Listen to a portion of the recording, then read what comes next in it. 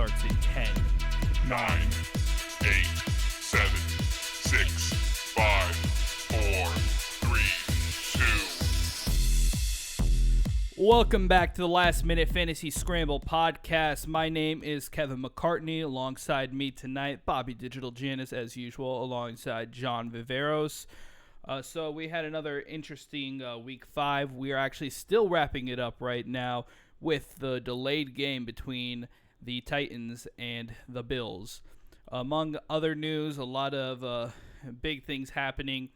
You had Alex Smith make his big debut over the weekend. First time playing in a long time. Unfortunately, the very same day, you see Dak Prescott go down with a horrific injury of his own. A lot of ups and downs this weekend. But before we go into anything else, I do want to take a look at the game from last night. The Saints played the Chargers. Another terrific game for Monday Night Football. Bobby, what do you take of the way the New Orleans Saints played last night? Well, I'm going to be honest. I mean, they still looked a little bit flat on offense. I mean, they only had 3 points up until that last drive of the first half when Drew Brees hit a quick 2-minute offense and led them down the field for that QB sneak for the touchdown. And I think, again, missing Michael Thomas has something to do with that. But then they started to pick it up in the second half and they started to get rolling a little bit. But I think when Michael Thomas comes back after their bye week, I think it's really going to help all the position players, especially Drew Brees. And I think it's definitely going to make them flow a little bit better. Their defense was supposed to be very good coming in, and I know they had some injuries in the secondary with Janoris Jenkins being out, but they still struggled on defense. Fantasy-wise, Drew Brees, he got you 21 points. He didn't lose you the week for sure. When Michael Thomas comes back, like we said, that might boost his upside, but he's not he's clearly not going to be that same Drew Brees that we know from so many years, just consistently churning out QB top 5, top 6, 7 numbers. Emmanuel Sanders finally stepping up. We've been waiting for that. 12 catches for 122 yards.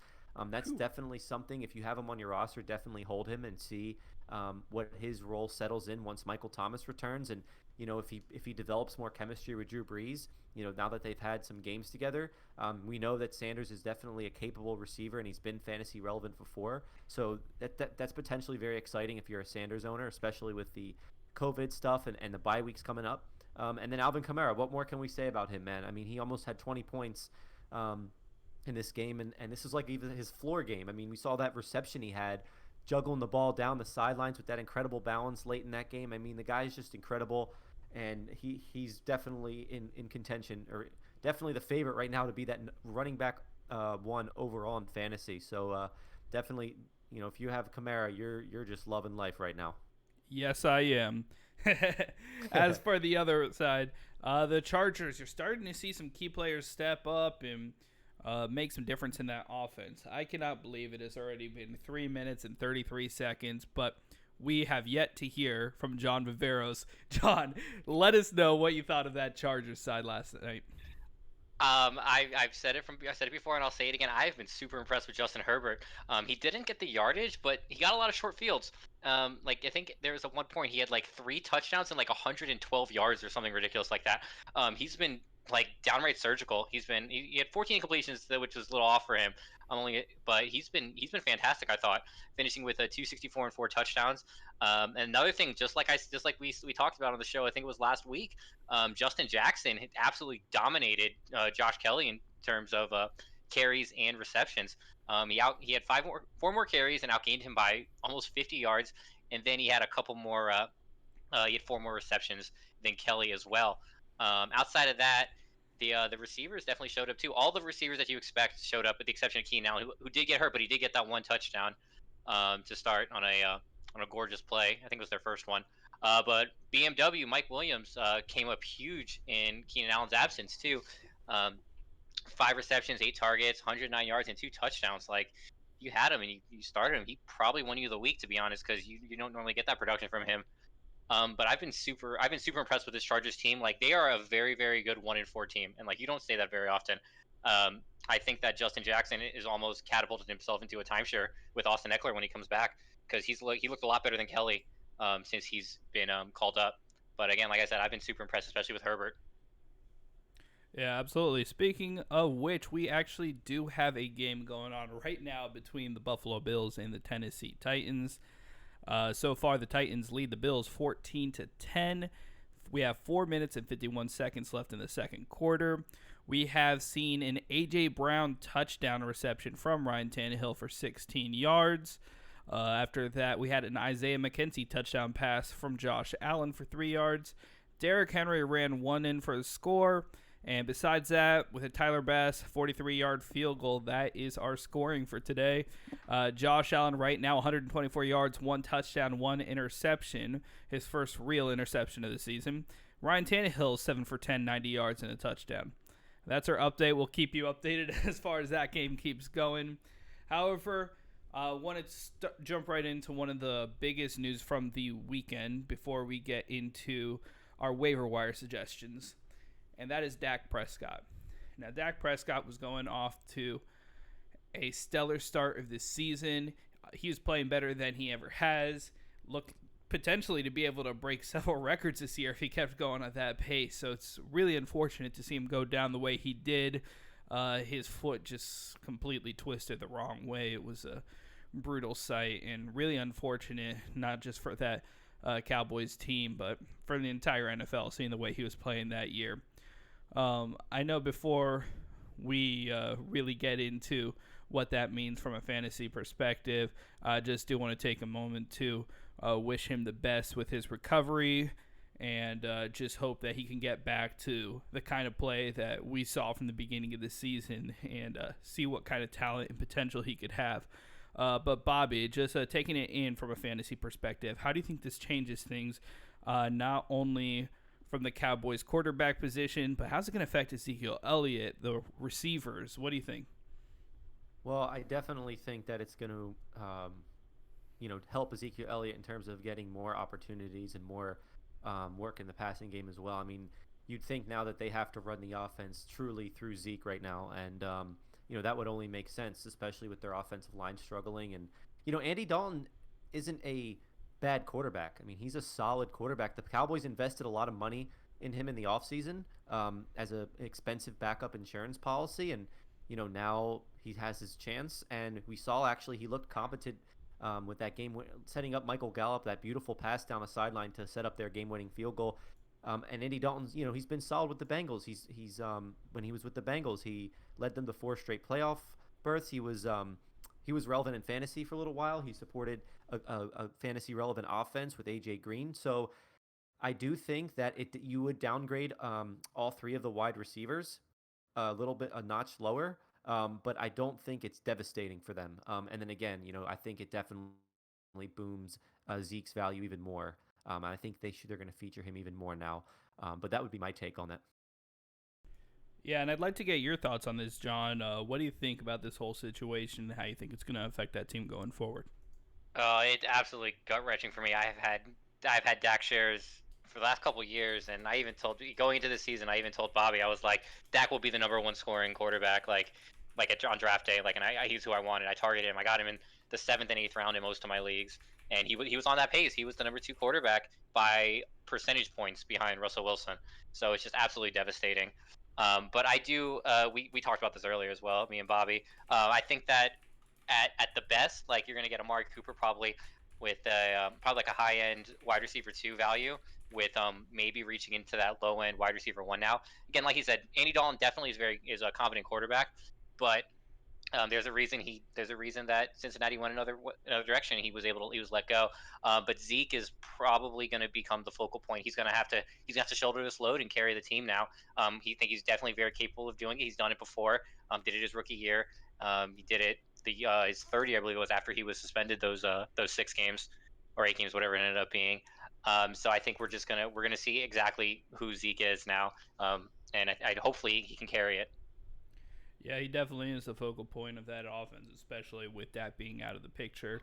You see, they might potentially be running more on the running game now, but that was just one of the highest-powered offenses that we've seen in a while. And just with Dak out of the picture, it's going to be interesting to see where they go from here. So moving into some other big performances from the weekend, we have to start with Chase Claypool. Now, it feels like the Steelers' wide receiver position. It's just been who's going to be the hot receiver that Roethlisberger is going to throw to. This is already like the third name coming up. Bobby, what do you take of Chase Claypool, and do you think that he is a name to be looking into and pick up? Definitely name to be looking into and picking up. I mean, he's definitely uh, worth an ad especially if you need wide receiver depth, if you've been decimated by injuries, because we've seen, I mean, his upside. I mean, the guy had 7 catches, 110 yards, 3 touchdowns. He had a rushing touchdown, 42.6 fantasy points. But the Steelers obviously are known for drafting good wide receivers, and they know what they're doing when it comes to that position. And we've seen wide receivers emerge mid-season in the past and become fantasy superstars. Mike Wallace, Antonio Brown, most recently Juju Smith-Schuster, Deontay Johnson had a good second half last year, and besides his injuries, when he's in there, he's been producing.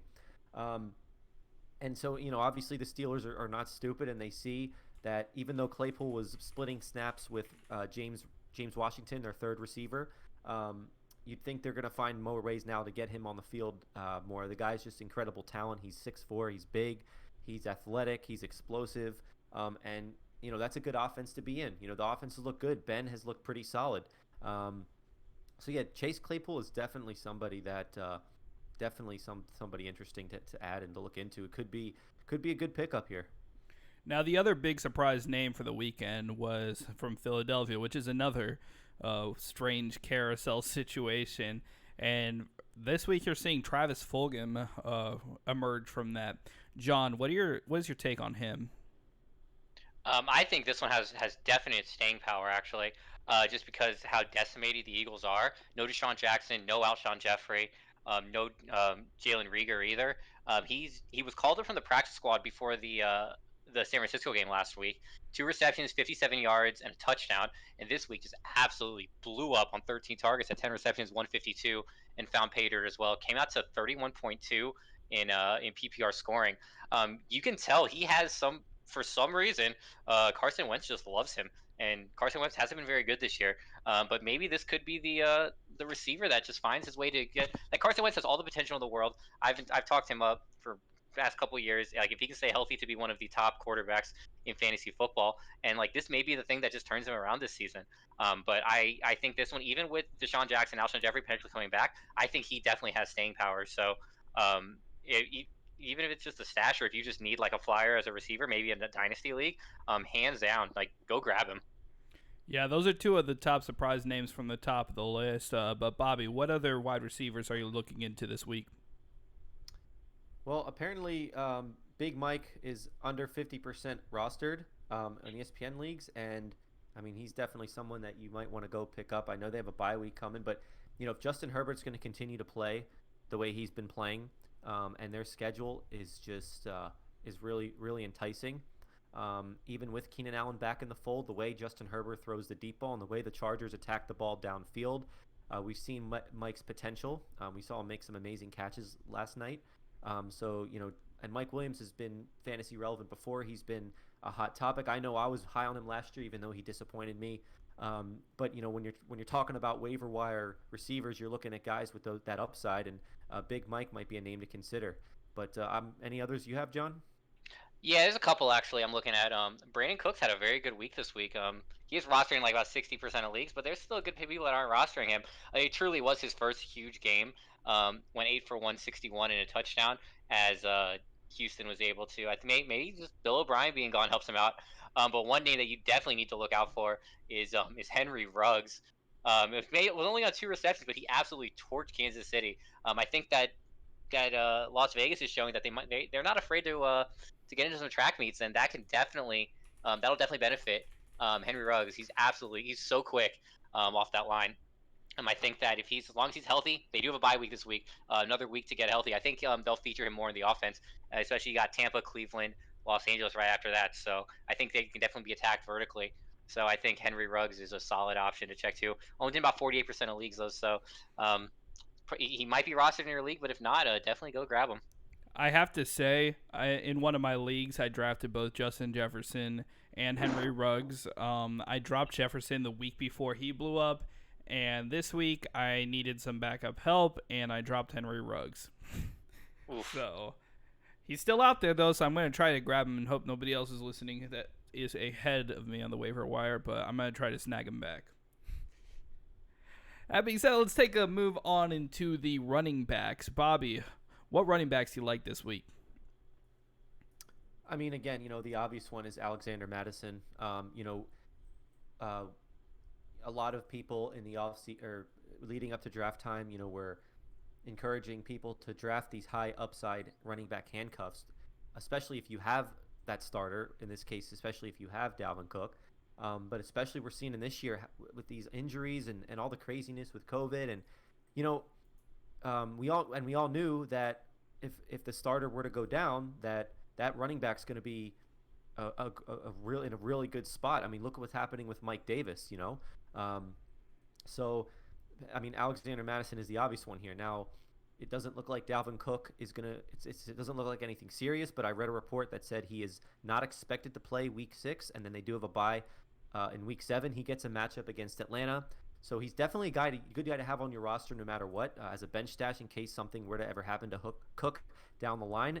Madison came into that game against Seattle when Cook left, and he had 20 carries for 112 yards. He was running the ball really well. He's very similar running style to Dalvin Cook, and we know the Vikings do like to run the football, and their matchups against Atlanta. And so especially if you're struggling, you're 0-5, 1-4, so you're going to have a higher waiver priority as in leagues where you do it that way, and leagues where you don't have fab. He could help you get a win this week. So Madison, to me, is the clear number one running back on waivers this week. John, got any others? Really, the only other one, we talked about him last week, just because of David Johnson struggling as well. But I think Chase Edmonds, he's still not only rostered in 44% of leagues. Yeah. He had a solid enough game last week. I know he's not available in my league, but I mean, he definitely did a lot of damage in the passing game. 5 receptions on 56 yards, and he had a long touchdown. I think it was like a 23-yard touchdown, 29-yard. I'm sorry. So he found the end zone, got some yardage, and but he's definitely been doing damage in the passing game. I think that's becoming more, I want to say, a timeshare, because David Johnson is or not David Johnson, Kenny and Drake, sorry. I don't think it's a timeshare yet, but Chase Edmonds has definitely shown to be more dominant in the passing game compared to Drake. So I think that if he's available, definitely take a stab at him, especially if you're a Drake owner. Outside of that, the running backs I don't really like too much at the moment. Just what's available, everyone seems to be pretty taken. Outside of Madison, of course. Yeah, and taking a look, talking about Madison, Bobby, don't think I didn't notice you sneak away with that trading Darrell Henderson for Madison right before the slate of games on Sunday. So good move by you. We'll see how that pans out, but it's almost like you knew Dalvin Cook was going to go down. Did you know anything about that? I don't know. Maybe I secretly work for the Vikings, and I'm in their staff, and I can see what's going to happen. Maybe. Quarterbacks. John, I'm going to start with you this time. What quarterbacks do you like streaming for Week 6? Well, the most obvious one is going to be Ryan Fitzpatrick. Absolutely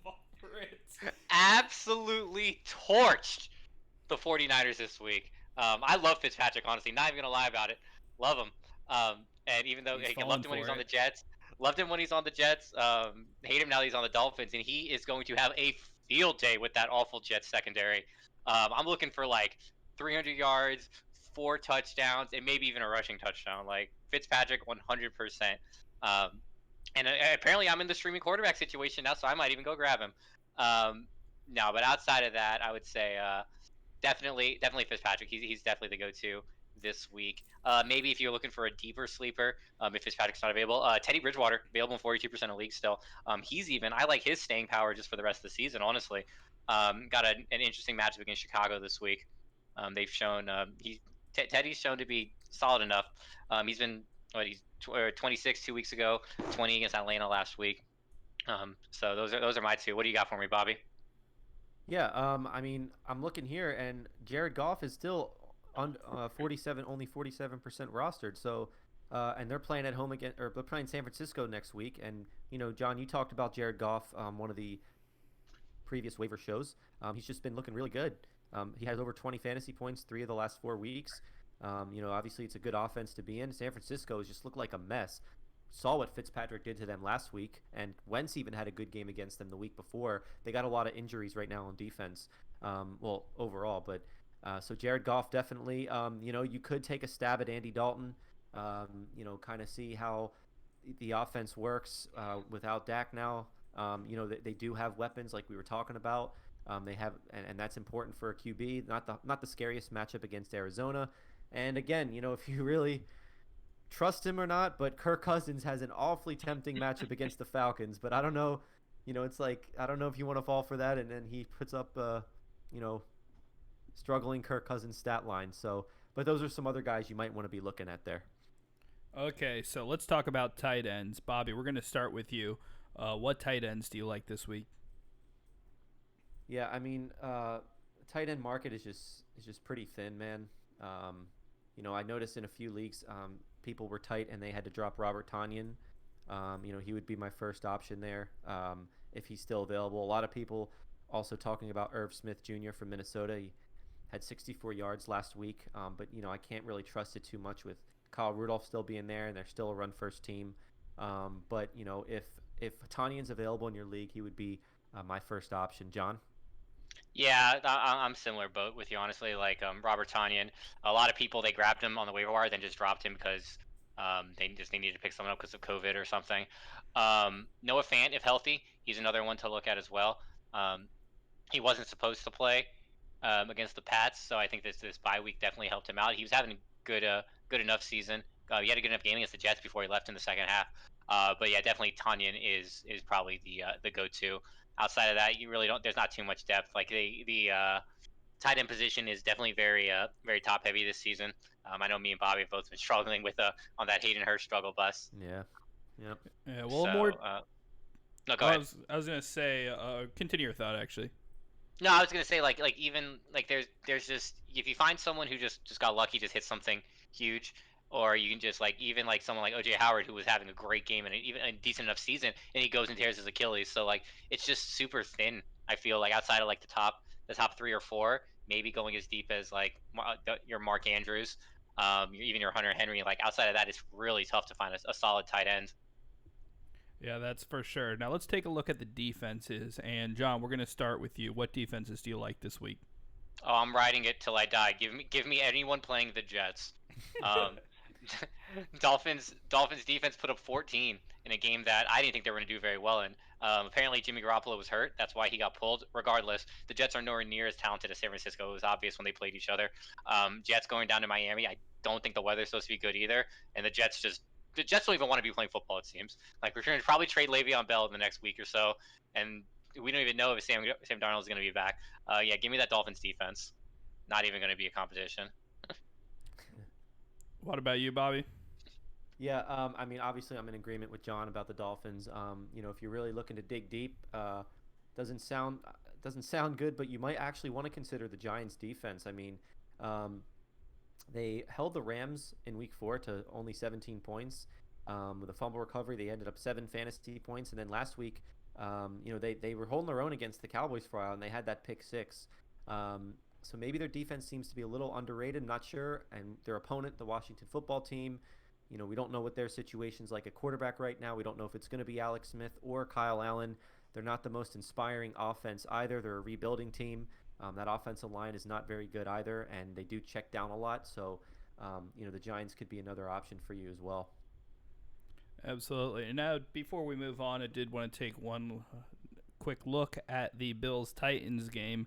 The Titans are driving down the field. They are on the Buffalo 22-yard line. It is 3rd and 4. 27 seconds left in the first half. We'll keep an eye on that situation. So, before we start to move into your questions, I want to get into some buy lows and sell highs. We skipped over this last week, and we know how important this is. You need to know when to trade your guys away, when to go and try to acquire other people. So, Bobby, we're going to start with you. Who do you like to sell high this week? I mean, I'm an example of this, but to me, it's clearly Darrell Henderson. Darrell Henderson did have 18 total touches in the game last week with a receiving touchdown and a rushing touchdown. He had 21.8 fantasy points, but Cam Akers started to get some run late in that game, looked good. We still know it's a committee, and Sean McVay even came out and said that he wants to get Cam Akers more touches. We know Malcolm Brown, he doesn't go away. Again, this is going to be a committee backfield. I think it's just going to be a headache. I think Darrell Henderson's looked great, and he's been graded very high in PFF for among running backs since the start of the season. But this is just clearly a committee backfield, and it's going to be a mess. And right now he's coming off a good game, so I would look to flip Darrell Henderson. John? Yeah, definitely agree with Darren Henderson. Mine is probably one of my most disliked players in the NFL of all people. It's going to be Odell Beckham. 2 weeks ago had an insane game, 38 points, had 2 touchdowns. Last week had a pretty solid game again. He had 5 receptions, had a touchdown. He only had I think it was 11 or no, it was like 17 points somewhere around there. But I think that this is only going to go downhill. Like Odell, he's just such a headache on and off the field that I just don't see it going well, especially if Cleveland is playing well. Don't get me wrong; they're 4-1 first time. I don't think it might be first time ever since Cleveland has since the expansion years. But I'm definitely not a fan of Odell. I don't think that he has staying power, and these are 2 of the best games you're probably going to get from him. So 100% get rid of him. Before we move into the buy lows, just an update. Ryan Tannehill ran for 10 yards for a touchdown. All right. John. He's on my bench. I picked him up today. Nice. John, who you buying low on this week? I'm still buying low on CEH. I think Nice. he's still he's coming along still. Like I said, like the touchdowns will come, the yardage will come. I'm not worried. Like I said, he's been double-digit points every game.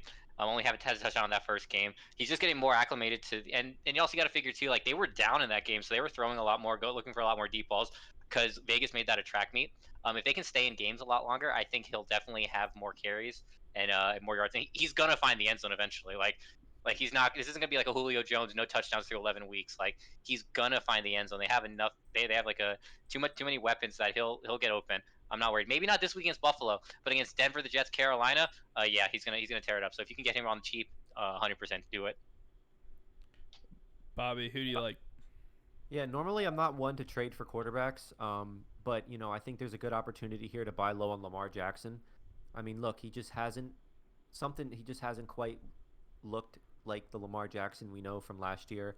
And there's this report of this knee injury that he's dealing with that popped up last week. Maybe that has something to do with it, but look, after this week against Philly, they have a bye week, and a lot of times we see that players, maybe if they're dealing with nagging injuries or some situation, they come out of the bye week very refreshed, ready to go, and I think that's what's going to happen with Lamar Jackson. I mean, look, a lot of people drafted him 2nd or 3rd round, which we all here don't personally agree with drafting QBs that high, and I don't think that Lamar Jackson's going to finish as the number 1 or number 2 overall QB. But, I mean, he can be still obviously finish well inside the top 5, top 6 with that rushing upside that he has. I mean, that's just so valuable in fantasy, and he can win your week in any given week. And the owner, might be getting really frustrated with him. And maybe you're a Dak owner and you have depth elsewhere and you need a quarterback, Look, see if you can get Lamar Jackson while his value is a little bit discounted. So he might be someone I'd be looking at to buy low. But, yeah, John, I'm loving the call on CEH too. Yeah, I agree with CEH myself. Still not sure if you could get a good deal for Lamar Jackson. Definitely, by all means, take it. But you always want to make sure in these trades you don't give up too much for a quarterback because the depth is definitely there this year. People could be streaming quarterbacks and still win their league. I think don't push too hard for a quarterback, but if the deal's there, go for it. Now, before we move on, I have a buy low myself. And I'm going to let you in on a little secret. Now is the time to buy Le'Veon Bell. 100%. I mentioned it earlier. I said I said he's gonna get traded. I was trying to. When was it, Bobby? 2 weeks ago, I was like, was it you or was it someone else? I was like, buy Bell if you can, because if Gase gets fired, his value instantly goes up because the new coach is not stupid enough to just not throw him the ball. And then if he gets traded, he's 100% getting the ball. Absolutely. And don't go telling this around to your friends. Definitely don't tell it to the Le'Veon Bell owners if they hadn't seen the news. but Bell is on the trading block. If he moves and he gets himself into a good situation, if Adam Gase gets fired, which I'm not sure why he didn't get fired 3 weeks ago, he is going to get into a better situation. Now is the time to buy Le'Veon Bell. Real quick, guys, just hit me with a team real quick. You think he could go to? Just hit off the top of your head, John. Uh, It's hard. I was thinking about it it's earlier hard. today. I'm thinking off the top. I think maybe like a Chargers team, Yeah. depending on how this because I think he would make Herbert so much better. Oh, Like if he man. got traded to the Chargers, I instantly pick Herbert up, and he might be like a low end QB1. Like, and that's not even an exaggeration. Yeah. K-Mac? That's yeah. Oh, sorry, John. Go ahead. Finish. I'm No, sorry. no, I was just saying like that's probably like that the only one like off the top that I could think of. Yeah. Off the top of my head, I'd actually say Minnesota Vikings. That's interesting. Yeah, that's actually not. I like that too. Yeah, because turning into more of like a platoon takes a lot more off of Dalvin Cook too, so he doesn't have to be like that workhorse. I like that, K-Mac. Yeah, I don't think that's good for his situation, clearly. But off the top of my head, that's a team that I'm thinking of. Yeah, it kind of put me on the spot here. Yeah, no, I was just curious because like I was thinking about it too, and I was like, I'm really trying to think where would he be a good fit, and I just wanted to hear what you guys thought about. Yeah, I feel like this year especially, I feel like more running backs, like more teams are coming in with depth, going by committee. It's hard to see, like they could end up anywhere really, and depending on what team, like every team you look at, they have a good running back pretty much, and it's just a matter of how many good running backs they have and how that workload is split, where you see from a fantasy perspective. Yeah, like I think like outside of like the NFC East, like the leading team has a solid enough running back. Actually, a team that I didn't even think of that I didn't realize they're 4-1. It's the Bears. Like the Bears lost. I mean, they have David Montgomery, but they lost to Cohen. Like that's not a bad look either. Yeah, that would actually be a good fit for him. But It would be. I just hate Matt Nagy's offense, and I just hate that play calling in Chicago. But yeah, it would be. I mean, look, like we said, any situation's better than where he's at right now. 100%. Yeah. So before we get into your questions, I want to take a look this week. Every Tuesday, we're taking a look at a different division and looking at some big-name players, either outperforming or underperforming at their certain positions, people who have broken out, players who really aren't living up to potential, but getting a lot of questions revolving around these three guys in particular. One quarterback, one running back, one wide receiver. This week, we're looking at the AFC West, and starting with the Los Angeles Chargers and Justin Herbert. John, I'm going to start with you. We're talking about rest of the season here. Who would you rather have, Justin Herbert or Cam Newton? Ooh, I like that one. That's a good call. That's my situation on two of my teams. So yeah, let's hear it, John. Answer my question, baby. That's super close. As you guys know, I've talked about him since his first game. Like I absolutely love Justin Herbert, and it's funny because I didn't like Justin Herbert at first. Like when he first was picked, I thought he was 100% going to be the bust of that quarterback class. But he's made me a believer, and I'm liking this guy right now. He's putting up great points. He's been deadly accurate for the most part too, which is definitely something you don't see from rookies. And another thing to note is like again, like he did do it on the road, and he did on the road against New Orleans, which has no fans, so that makes it a little easier on you. But I probably do you know what? I'd take a flyer on Herbert, honestly. I'm actually a fan. I'm a legitimate fan of Justin Herbert right now. All right, Bobby, this next one is for you. Justin Herbert or Ryan Tannehill? Oh man, that's a really good one too. Just piggybacking off what John said, about if Le'Veon Bell were to go to the Chargers, that Herbert would become potentially a low-end QB1. I think he already can be a potential low-end QB1, especially with that schedule he's got coming up. Or Ryan Tannehill. Oh man, that's tough, man. I would say keep both and play the matchups. If you're giving me one or the other, I'll go with Herbert. I'll do Herbert. All right, John. Justin Herbert or Drew Brees? Oh yeah, sorry. Yeah, I'm still sticking with Herbert. Yeah. Drew Brees just looks over the hill. He looks washed. Like I was talking to one of my good friends. She's a diehard Saints fan, and I was like, he looks flat. Like his balls look awful. Outside of the one he threw one outside of his pick, which he absolutely airmailed. The ball just looks flat. It doesn't look like it's coming out well. Like, and he is older. Like he's in his 40s. Um, Give me Herbert. Give me all the Herbert shares. Yeah, there could be a difference once you get Michael Thomas back, and that's an interesting situation in itself we haven't touched on yet.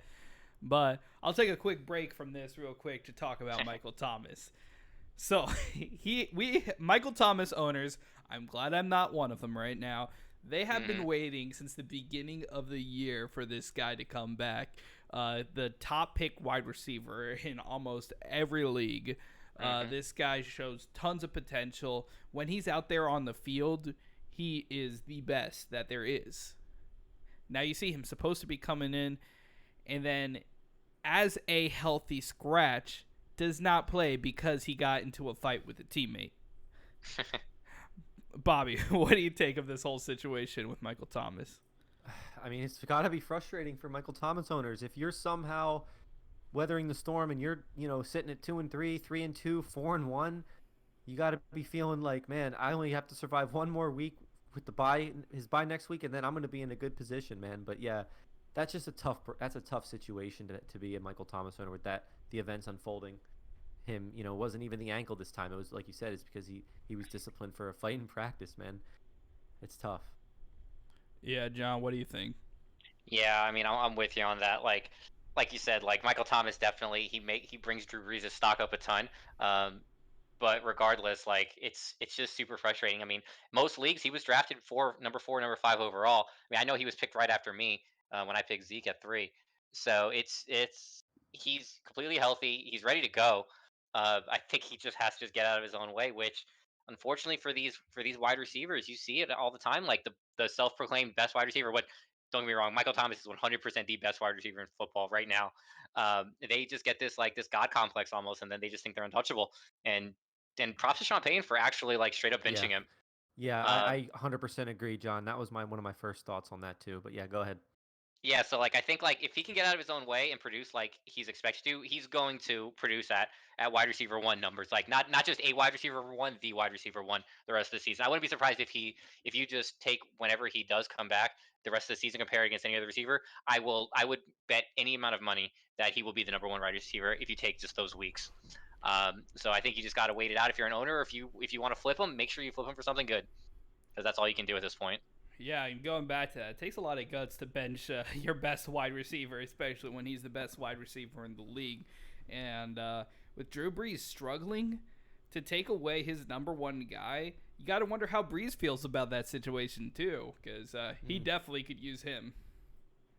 Oh yeah, we saw it last night. Mm-hmm. That game probably would Yep. not have gone to overtime if he had Michael Thomas throw to. Not Yeah. at all. But hey, but I will say though, like we were talking about, Herbert outdueled him. Herbert did. outdueled him on the road in Drew Brees' home, where he doesn't lose very often. And should they have won that game? Maybe, maybe not. They're an undisciplined team. Oh, They're a young I team. think they should have. I Yeah, don't like their coaching or play calling, but that's a whole nother episode. yeah, it's a whole other discussion. Yeah, no, I agree. Yeah. But again, like he outdueled Drew Brees on his own turf. So, give me all the Justin Herbert shares. This is the Justin Herbert show. Yeah, and moving on from Justin Herbert, another player we're going to take a look at in the AFC West for the Kansas City Chiefs. That is Clyde Edwards-Helaire. And I forgot who we left off at. Who did I ask about Drew Brees? Me. All right, Bobby. Clyde Edwards-Helaire or Josh Jacobs? Yeah, give me CEH, man. I'm not personally a fan of Josh Jacobs, like fantasy wise, because I just don't like that they still have Jalen Richard on passing downs, and I still just don't trust the Raiders, and I don't trust Josh Jacobs in negative game scripts. CEH on the better offense too. He's still involved in the passing game. Give me CEH. All right, John. CEH or Jonathan Taylor? Ooh, that's a tough one. I do like what Taylor's been doing. Um, he's been okay enough. Trying to figure out his way in that Indianapolis offense, but that's just not a good team. I like CEH a lot better. Um, Taylor's, like I said, he's been kind of figuring it out. He hasn't really. He's been last 3 games he's been over 4 yards a carry, finding the end zone. Even last week against Cleveland, which they didn't play particularly well, I felt. I just like CEH. Just I like his potential in the passing game and the run game, even when they even when they do fall behind. I think that he still just has more potential rest of the season. But Taylor's good. Taylor's definitely better than I thought he was going to be. All right, potentially going for the sweep here. Bobby, CEH or Todd Gurley? Oh yeah, it's CEH for me too. I'm still not a believer in Todd Gurley. I know he had a good game last week, but again, that offense I don't trust it. I don't trust Todd Gurley's health. He's ceding passing down work to Brian Hill, and the Falcons are a mess right now, and that's a big factor when it comes to deciding between certain players. Yeah, so give me CEH for the sweep. All right. So actually, we got 2 sweeps so far. I Two think sweeps, we. yeah. Oh, that's Exactly. right. Yep. Yeah, Herbert, all yep. went Herbert, all went CEH. For this next one, sticking in the AFC West, we are going to go to the Las Vegas Raiders. And this guy has been injured for most of the games, but when he's playing, he's scoring touchdowns, and big touchdowns at that. And I'm talking, of course, about Henry Ruggs. So, John, I'm going to ask you, Henry Ruggs or Jerry Jeudy? Oof, that's a tough one because I'm a big Rookie Jerry matchup. Jeudy fan. Rookie matchup. I'm a big Jerry Jeudy fan. Jerry Judy's probably been more consistent. Obviously, he's been on the field. Um, but I think at the moment you have to go with Ruggs. Ruggs, when healthy, he's an absolute flyer. Like I said, like he's going deep and he's going deep fast. I think if when he's healthy, he'll take over. And I do like Carr better than whoever is going to be the quarterback in Denver. I'm not a fan of Drew Lock. I'm definitely not a fan of Ripken or Ripien, whatever his name was. I already forgot his name. So I'll take Ruggs. All right, Bobby. Henry Ruggs or Jamison Crowder? Oh, I mean, Jamison Crowder. Look, it's the Jets, I know, but you know what? Jamison Crowder has been balling, and there was a bit of a concern whether he would keep that production up with Flacco as the QB, and he did. So you know what? Maybe it's not the sexiest of plays, but Jamison Crowder, he's bordering must-start status. So yeah, give me Jamison Crowder, especially in PPR leagues. All right, Sean. Henry Ruggs or Jarvis Landry? Oof. I mean, Landry's definitely shown his potential. Like especially as a PPR guy. He's getting his yards and he's even throwing touchdowns. He threw a touchdown against Dallas. It was Dallas, right? I think it was Dallas. Yeah. So I think at the moment you probably have. Yeah, it's tough. I love Ruggs. He just hasn't shown me enough, especially only playing 2 games. So I think I'll go Landry this time. But I think if in a dynasty league, I'm always gonna throw my dynasty leagues out there.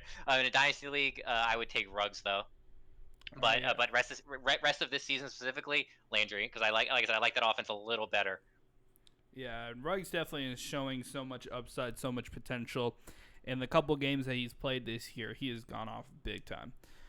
So before we move on to your questions, just want to take one last look at the Bills-Titans game. We're going to start the third quarter in just a minute here. Titans up 21-10. So, Robert, I'm going to start with you because a different Robert asks, how much would Claypool be worth for a waiver budget? I've used $40 of my $100 so far, and I'm slightly hurting at wide receiver. Don't get a lot of auction questions here, but Yeah, I don't know what slightly hurting at wide receiver means. But I mean, it also kind of depends on your record too, and if you just need a home run guy. But I would put $10 down, so about 10% of your fab, 10 to 15%, so $10 to $15 down on Claypool. all right, John, I'm going to ask the same question to you. Yeah, I've definitely played my fair share of auction stuff. I'm with Robert, like PPR, slightly hurting. Like we need like there that's we need a little. I can to get an exact number. I'd probably say a little more information. But like if you're slightly hurting, but you're like 4-1, 3-2, like you're still in the thick of things. I think maybe like you can wait and see like maybe if you lose someone later to an injury, you probably wait on it. But if you need someone like now, if you're 1-4, like 2-3, like on the verge of like just your season being over, you got to go like 15 plus. Like you Yeah. need to make sure you get this guy. All right, John. This next question is I'm going to start with you. Adam asks, should I drop Kelly for Tanyan? Ertz has been killing me. Oof, that's a tough one. Um, I don't know if I'd drop Josh Kelly for Tanyan. And you can't drop Zach Ertz because he can just pop off at any time. I think maybe trade Ertz and grab Tanyan, but Tanyan definitely coming off his bye. I'm looking forward to it. I'm probably gonna put a claim in for him. All right, Bobby. Same question to you. Uh, yeah, I would actually kind of hold on to Ertz. I think that as the Eagles get healthier and they find more of a rhythm, I think that um, that he could get Ertz the ball a little bit more, and we've seen already what he's capable of. Um, and I'm sorry, what was the first part of that question? I'm sorry. Should I drop Kelly for Tanyan? Josh Kelly. Oh yeah, no, I would hold on, and in that case too, that's also because I know Josh Kelly wasn't looking that good, and we seem to have Justin Jackson in that backfield. But with the way things are going and how these running backs are getting hurt and the bye weeks and the COVID, you high upside stashes, handcuffs are even more valuable now. And that he is playing in a good offense is Kelly, and he has shown flashes this year. So more so, I'd want to hold on to Kelly as well. And I would do that in that situation. All right, Bobby, we're going to start with you. Jason asks, should I trade Juju for Marquise Brown? Oh man, that is a tough one. Man, that's tough. I mean, I love Marquise Hollywood Brown, man, and he should have at least 3 more touchdowns. I mean, each game Lamar's just missed him. He's been getting open. Um, I would say hold on to Juju, but it's really close. John. Yeah, I'm in the same boat as you. Like I feel like Hollywood is a lot more reliant on Lamar than Juju is on Big Ben.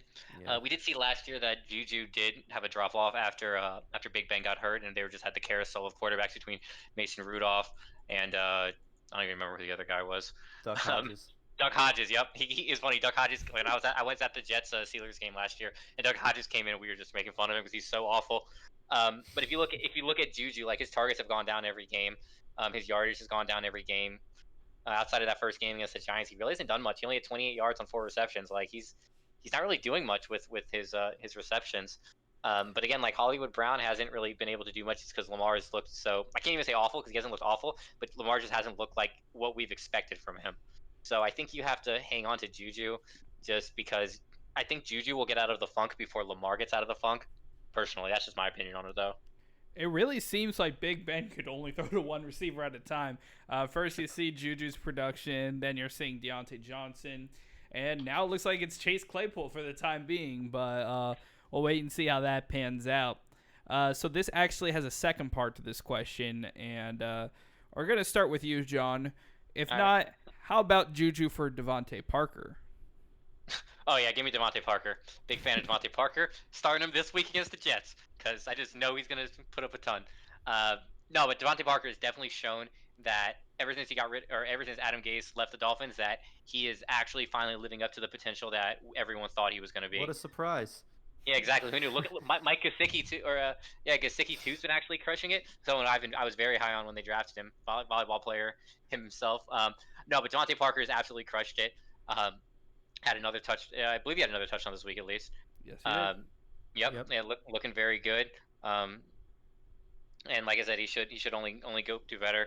Yeah, for only was it? It was he was like 2 for 50 only or something. A low stat line, but they were they were in the lead so long that you expect a poor game script there. But no, I like Devontae Parker rest of the season and in dynasty leagues as well. Yeah, and especially as long as Fitzpatrick is staying at quarterback, you definitely could see the connection between those two. And after Fitzpatrick's performance and going into his matchup against the Jets, it's hard to see them turning to Tua anytime soon. However, Bobby, I'm going to ask you the same question. Trade Juju for Devontae Parker? Yeah, I'm with John.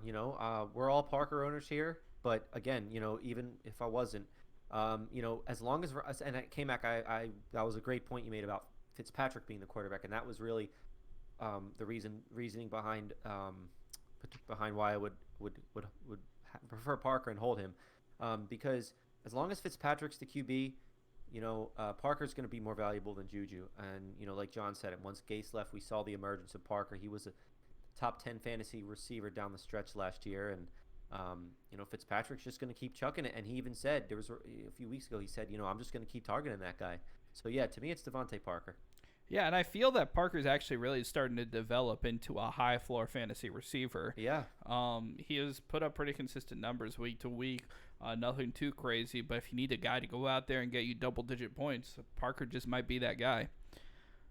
With upside as well. Yeah, with Massive the upside. Yeah, huge ceiling. He's becoming that like high floor, high ceiling guy, and it's really nice to see. Like even as a Jets fan, like I'm happy to see it for him.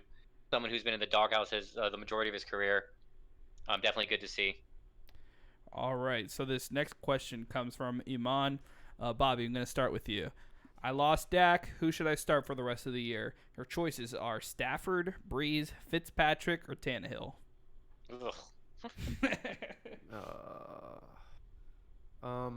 Slim pickings. Slim pickings. Slim pickings for sure. Ryan Tannehill already came off his bye week. He has some rushing upside. He was pretty solid actually down the stretch last season. And the emergence of A.J. Brown is only going to get better. They're going to get healthier. They're going to get Corey Davis and all those guys back. So I would go with Tannehill, but it is kind of slim pickings out of that bunch. All right, John, same question to you. Stafford, Breeze, Fitzpatrick, or Tannehill? Yeah, I'll probably say Tannehill, just because like having his bye already. So if he stays healthy and God forbid no more COVID, he should be good to go for the rest of the season. So and again like Bobby said, he's solid the end of last season, damn near led them to the Super Bowl. Yeah. Him and Derrick Henry, comeback player of the year. He's playing really well. He's still playing well right now. Has that rushing touchdown today. I think he's got them in the lead. Definitely give me Ryan Tannehill, but definitely with that situation also, I wouldn't be opposed to streaming. Depends on how many teams are in the league as well, though. Like if it's a 10-teamer, you can definitely afford to stream based on matchups. Or if it's a little bigger, you may want to just grab Tannehill. Yeah, and I'd say all four of those guys, they're all streamable matchup QBs depending on who they're playing. And you can switch them off week to week. If they're going to stay available, then that might be your best option, just to play the matchup each week. And unless you're planning on trading for one of the top named guys, don't feel that you have to hold on to one of these guys for the rest of the year. Take one. If you see a better matchup in that week, don't be afraid to drop any of those guys. Like, they have the potential to go off for a game and then just completely lay an egg the next day. So play the matchups, stream QBs. You can still win your league doing that. Mm-hmm. Couldn't agree more. All right, and I want to take a moment to talk about this Tennessee Titans and what they've done to the Buffalo Bills. They're up 21-10 right now, but another repercussion of that is the Bills were scheduled to play on Thursday night, but that game was postponed because you can't really go off of 2 nights rest or 1 night rest, really. So there is not going to be Thursday night football this week. That means that we are not going to be doing our breakout player of the game. But I wanted to take a look over this last weekend. And Bobby riding a hot streak with his pick. The second time he's picked Hollywood Brown. This time it pans out. And Bobby, that brings him up to 2 wins to tie him with me and John right now. So yep. We got that going. So we'll get into more of that on Sunday as we break down our players for the weekend. But before we go, we do have time for a few more questions. So this one comes from Anthony, and this is for you, John. Do I trade Derrick Henry for Jonnu Smith and Kareem Hunt? Oof, that's tough. Derrick Henry is obviously he's shown just to find the end zone. He does a nose for the end zone. Even today, he's not really running that well. 11 for 29 only. He does find the end zone. I think that's just too much value. Like, you have to take it, honestly. Like, Jonnu Smith has been a hot target receiving. He's always getting targets. He's always getting catches. And Kareem Hunt, as long as Chubb is out, he'll definitely be a solid enough receiver and a runner. So I think you do take that trade. Bobby, what do you think? Yeah, I'm with you there, man. I mean, look, again, with the trades, it's very dependent on your roster and your situation, of course. But yeah, I like the value there as well. Kareem Hunt, like you said, with Chubb out is going to be very productive. But even when Chubb was in the lineup, Hunt was still seeing, you know, about 12 to 16 touches a game and involved in the receiving game as well. And he's obviously very talented. And then, yeah, Jonnu Smith, um, especially in that barren tight end landscape, is pretty valuable at that point. So yeah, I would do it. All right, Bobby. Nick asks Devonte Adams for Travis Kelsey. Fair trade, or is there a clear winner? Well, I mean, I think it's fair. But I wouldn't, but I would definitely side with the Devonte whoever's getting Devonte Adams. I agree. Yeah, I mean it's not completely lopsided. But yeah, I would side with the Adams owner definitely, or Yeah. the Adams person receiving Adams for sure. And Adams has already had his bye week, so and he's fully healthy. I mean, he's gonna tear it up. Yeah, and I think it all depends on what your team's needs are too. Personally, even as good as Kelsey is, I wouldn't trade him away for Devonte Adams. But I'm interested to hear your thoughts on it, John. Yeah, I actually like as soon as you said it, I initially thought Kelsey, but then I kind of backed off it because, like you said, like that having such an early bye week, and that was actually their designated bye week. It wasn't even like it was a COVID bye week. Right. And then him having that extra week to get healthy, 2 weeks, or essentially he could have played last week. He said if it was a playoff game, he was playing. So that shows that he was close. And then he gets an extra week to heal up and rehab. Like I definitely I like the Adams side a little bit better, just because I think that, but it is tough to say no to a top two tight end though. You got it's basically him and Kittles are 1A and 1B. But I do like the fact that he had his bye and he had 2 extra weeks to essentially rehab. So I think it's close. It's not like you said. It's not something that gets vetoed, but I do think that the Adams owner is the clear winner there. All right, John. This question is for you. Bobby asks, trade Herbert and Woods for Amari Cooper. I already have Cam. Oh man, if Dak if Dak's ankle was connected how it was supposed to be, I would say do that trade. But I think right now, like I like Herbert and Woods. Woods is definitely he's shown that he's been active enough to. Oh wow, guys! Breaking news! Yeah, Breaking go ahead. news! The Jets have just released Le'Veon Bell. So Released. released. Could not find a trade partner. So there's some salary repercussions. I'm kind of a salary cap nerd. So Does that mean well, he can go to the AFC East? that means he Maybe can go anywhere he wants. But I feel that you wouldn't get a trade to the AFC East normally. But No. I feel that there are a few open situations for him there in the division. Look at the Patriots. Mm-hmm. You're telling me that the Patriots won't take a disgruntled Le'Veon Bell and make him like instantly a Mm-hmm. Corey Dillon as best player in football? All right, so hold on. So back to my original. We'll talk about the trade and then we'll get back to this because this is just insane. Okay, so but Woods returning to form. Herbert we all feel can be what is he quarterback? He's like quarterback 15 and he didn't play the first game. So I think Herbert. I think you hang on even with Cam. You just take the matchup. I do like Woods though, and like I said, even being a Cooper being like a low end or a high end wide receiver two, low end ceiling, low end one ceiling. I think you go. I think you still stay with the Herbert and Woods. All right, so we have to address the elephant in the room now. I know it's already 9:59, but we're going to go a little bit later here because we need to talk about this. Oh, Jets yeah. released Le'Veon Bell for Adam Schefter. He had the highest cap hit of any running back in the league. Mm-hmm.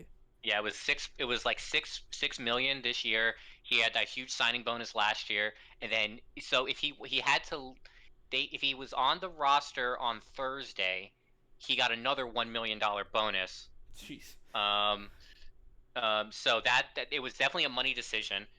Definitely he's obviously disgruntled, but like it sucks because he had such a great first year. Like he was doing everything he was supposed to. He was a great teammate, even though it was an awful situation. But like you just tell, like Gase has absolutely just ruined this team. Like whatever little chemistry and culture they had, Gase has ruined this team. It's awful. What do you think, Bobby? I mean, we could talk about the Gase thing for hours and hours and hours, man. I just don't understand it.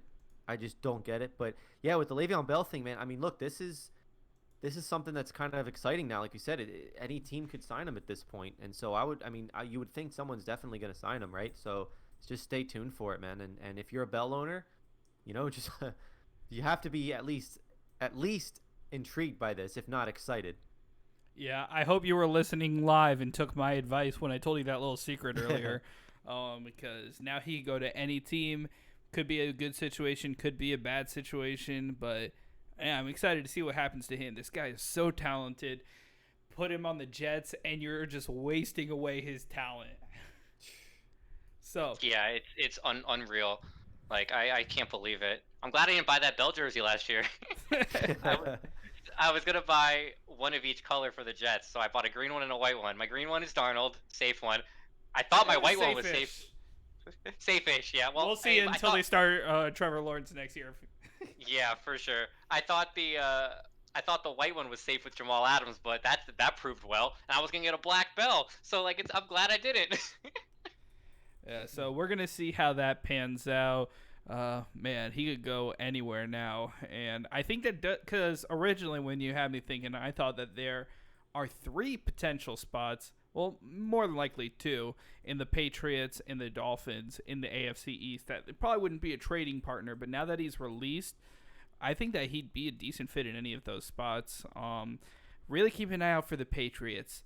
Bill Belichick loves to grab these guys who are underperforming in the division and turn them into superstars. Now, you've already seen that potential from Le'Veon Bell in the past. One of the biggest misses lately, though, are what you saw out of Antonio Brown. So we'll see if they're going to take a flyer on Le'Veon Bell. He does not have the off-the-field issues that Brown had, so I think that he would definitely make a good addition to that team. And I wouldn't be surprised to see him in a New England Patriots jersey sometime soon. I hate to say that. Come on.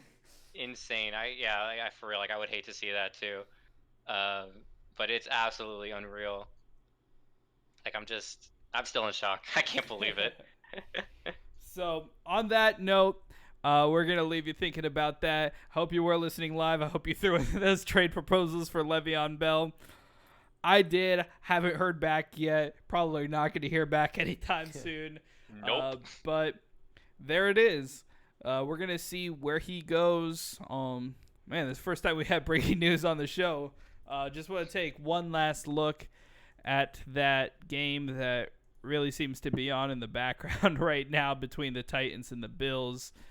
Man, Titans are up 21-10. Bills have the ball at the Tennessee 33-yard line.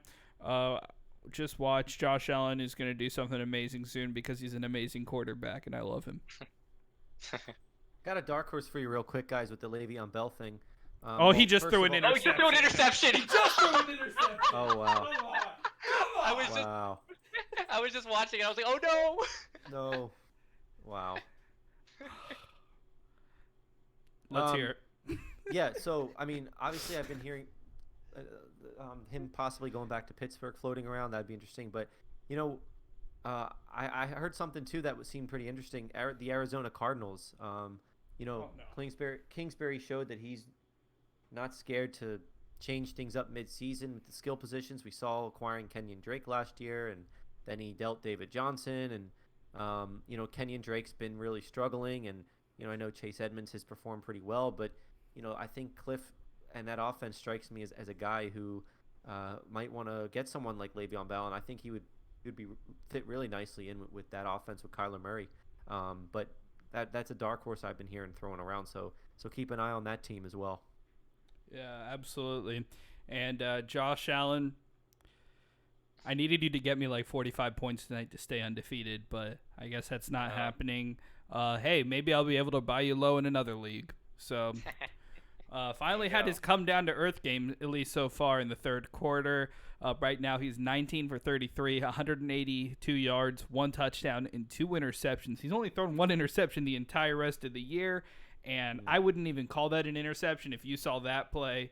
I don't even know what that was and can't believe what those are going on. So, but Tuesday night tricks, man. Tuesday night trickery. Tuesday night trickery. Not often you get Tuesday night football, but this is what you get. Undefeated matchup, Buffalo Bills, Tennessee Titans. Meanwhile, Le'Veon Bell released. It's crazy. We should just stay on now 24 hours if all this stuff's gonna happen. Exactly. I You don't just know what else is gonna happen. Yeah, all we'll the breaking news. Yeah, we'll Yeah. get Bud in here after a few hours, and we get some sleep, and then we'll come back in the morning. All right, Bud will be handling the shift from 9:07 until Sunday at 11:30. But back on Sunday at 11:30, we will be right here. Bud is going to be off. Maybe we'll find a replacement. Maybe we won't. No, I'm off. I'm off Sunday. So John is off. John is going to be on the show with Boom. us. I'm We're on. gonna- I'm on PTO Sunday to Sunday, so the 18th through the 25th. So I got 2 Sunday shows, boys. Sundays Nice. with John, baby. The rare Sunday with John. I like it. And the next Sunday, are we going to have a 4-man crew? Is that going to Oh, I happen? like it. Sundays with Bud and Sundays with John. We'll Oh. see. We'll definitely see. So this is exciting times to be a fan of the Last Minute Fantasy Scramble. Want to thank you all for tuning in. Really appreciate your support. If you're listening now, please subscribe to us on Spotify, Apple Podcasts, Google Podcasts, YouTube, Twitch, anything else. I think we have a Twitter handle out there that hasn't been really used. We got a Facebook page. I don't know. I think that's about it. Maybe look us up in the yellow pages. Not really sure where else we are. We don't have a website yet. So if you want to hog the website, lastminutefantasyscramble.com, I don't think anyone owns it. We probably won't pay for it if you're trying to get some money out of it, but maybe. We'll see. Never know. And with that rant, I'm moving on. It's already 7 minutes past. We hope you like this show. Yeah, just keep tuning in. We'll be back Sunday at 11:30 for Sundays with John. And as for John Viveros and Bobby Digital Janice, I'm Kevin McCartney, and Ryan Tannehill just threw a 4-yard touchdown pass to Jonnu Smith. Wow. Well, Wow. there we go. I hope that person took that trade. Yep. Yeah.